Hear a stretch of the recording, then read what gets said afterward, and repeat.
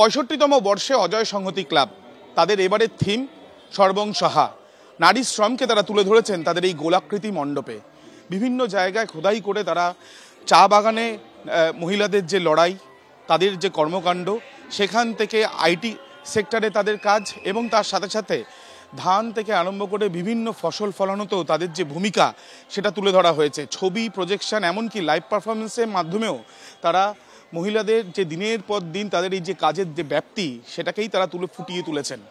এবং দেখা যাচ্ছে মণ্ডপের ঠিক মাঝখানে একদিকে যেমন লাইভ পারফরমেন্স চলছে, একদিকে যেমন নারী মা, আরেকদিকে নারী একজন শ্রমিকও বটে। আর মা দুর্গা এসছেন প্রত্যেককে তাদের সান্নিধ্যে রাখার জন্য। অজয় সংহতি ক্লাব এবার শারদানন্দ 2025-এ জীবনবোধের সেরা। বোসপুকুর শীতলা মন্দির দুর্গোৎসব কমিটি এই পুজো এবছর 76-এ পা দিল। তাদের থিম কাল রক্ষণ। মণ্ডপ জুড়ে সভ্যতার বিভিন্ন লগ্নে যা যা জিনিস এসছে তাকে সংরক্ষণ করার বার্তা দেওয়া হয়েছে। মণ্ডপ জুড়ে আমরা দেখতে পাচ্ছি কাজ করা হয়েছে এই থিমকে মাথায় রেখেই। ওপরে ফিল্ম ব্যবহার করা হয়েছে, সেগুলো দিয়ে কিন্তু মণ্ডপ সাজানো হয়েছে। আরও অনেক কিছুই কিন্তু সংরক্ষণের কথা বলা হয়েছে।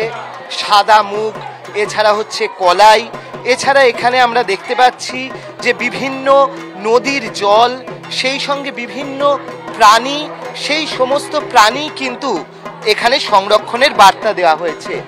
এবং বাইরে রয়েছে একটি মেরুদণ্ড, যে মেরুদণ্ডের মাধ্যমে বোঝানো হয়েছে যে এই সমস্ত জিনিস সংরক্ষণ করাই হচ্ছে একটা জাতির মেরুদণ্ড, একটা সভ্যতার মেরুদণ্ড হচ্ছে এই সমস্ত জিনিস সংরক্ষণ করা। আর এই সমস্ত কারণেই এই ধরনের কাল রক্ষণ থিমের মাধ্যমে বিভিন্ন জিনিস রক্ষার বার্তা দিয়েই বোসপুকুর শীতলা মন্দির এবার পেয়ে যাচ্ছে এবিপি আনন্দের শারদ আনন্দ সম্মান 2025-এর সংরক্ষণ ভাবনায় সেরা পুজোর পুরস্কার। ক্যামেরায় শান্তনু দত্তের সঙ্গে অর্ণব মুখোপাধ্যায়, এবিপি আনন্দ, কলকাতা। দমদম তরুণ দলে এবছরের থিমের নাম দেওয়া হয়েছিল ছাপ। আর মণ্ডপের জার্নি শুরু হচ্ছে প্রথম ছাপ অর্থাৎ ফসিল দিয়ে, জীবাশ্ম দিয়ে। এবং সেটার মধ্যে থেকে এই যে জার্নি শুরু হচ্ছে, সেখানে বিভিন্ন রকম ছাপের ব্যবহার। মণ্ডপের কোথাও দেখা যাবে পায়ের ছাপ, তো কোথাও দেখা যাবে লিথোকাট, সেই ছাপ।